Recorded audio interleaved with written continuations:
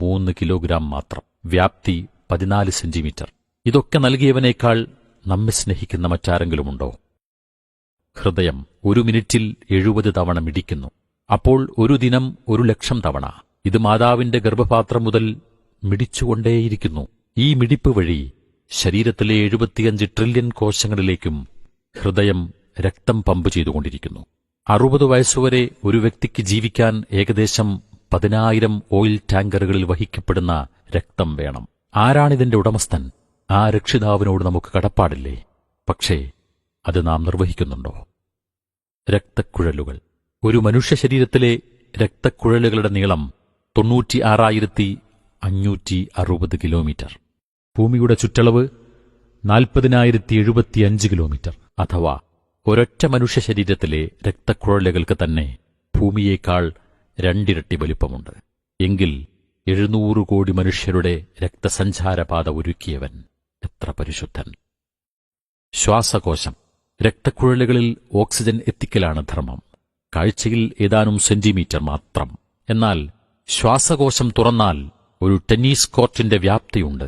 ആരാണിത് ചിട്ടപ്പെടുത്തിയത്? ഒരു മുട്ടുസൂചി പോലും സ്വയംഭൂ അല്ലെങ്കിൽ ഇതെല്ലാം ആകസ്മികമാണോ?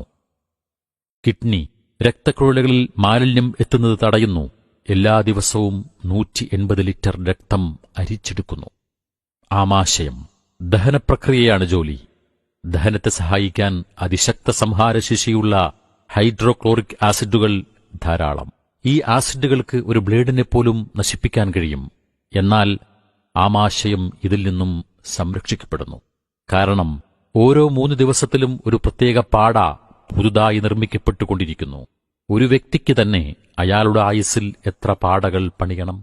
കോടിക്കണക്കിന് മനുഷ്യർക്ക് ഓരോ ദിവസവും ഇത് ചെയ്തു കൊടുക്കുന്ന ആ സംരക്ഷകൻ പോരെ നമുക്ക്? ആ രക്ഷകൻ എത്ര പരിശുദ്ധനാണ്! DNA. ഏറ്റവും വലിയ വിവരശേഖരണി. മനുഷ്യ ശരീരത്തിൽ കോടിക്കണക്കിന് കോശങ്ങൾ. ഓരോ കോശത്തിലും ഒരു DNA. ഓരോ DNAയിലും 1000 വോള്യം പുസ്തകങ്ങൾ. ഓരോ പുസ്തകത്തിലും 1,00,000 പേജുകൾ. നഗ്നനേത്രഗോചരമല്ലാത്ത ഈ ചെറുപ്രതലം ഇത്ര വിശാലമാക്കുന്നവൻ ആരാണ്? അവനേക്കാൾ നമുക്കാവശ്യങ്ങൾ നിർവഹിച്ചു തരാൻ ആരുണ്ട്? സുഹൃത്തേ, താങ്കൾ ഈ ഭൂമിയിൽ നിലനിൽക്കാൻ ഓരോ നിമിഷവും കോടിക്കണക്കിന് രാസപ്രവർത്തനങ്ങൾ താങ്കളുടെ ശരീരത്തിൽ നടന്നുകൊണ്ടിരിക്കണം. ഇതിന്റെയെല്ലാം ഉടമസ്ഥനാരാണ്? ആ സൃഷ്ടാവിന് അറബിയിൽ പറയുന്ന പേരാണ് അല്ലാഹു. ഏകനാണവൻ, പിതാവല്ല, പുത്രനല്ല. അവനു തുല്യനായി ആരുമില്ല. അറിവിനും കഴിവിനും പരിധിയുമില്ല. ഉറക്കവും മയക്കവുമില്ല. ജനനമില്ല, മരണമില്ല. പ്രതിമയും രൂപവുമില്ല. സൂര്യന്റെ ചന്ദ്രന്റെ അഗ്നിയുടെ ഉടമ, പശുവിന്റെ പാമ്പിന്റെ സൃഷ്ടാവ്, ഷെയ്ഖിന്റെയും വലിയിന്റെയും റബ്ബ്. والذين تدعون من دونه ما يملكون من قطمير. അവനു പുറമെ നിങ്ങൾ പ്രാർത്ഥിക്കുന്നുവോ? അവർ ഒരു ഈന്തപ്പഴക്കുരുവിന്റെ പാട പോലും ഉടമപ്പെടുത്തുന്നില്ല. വിശുദ്ധ ഖുർആൻ 35-ാമത് അധ്യായം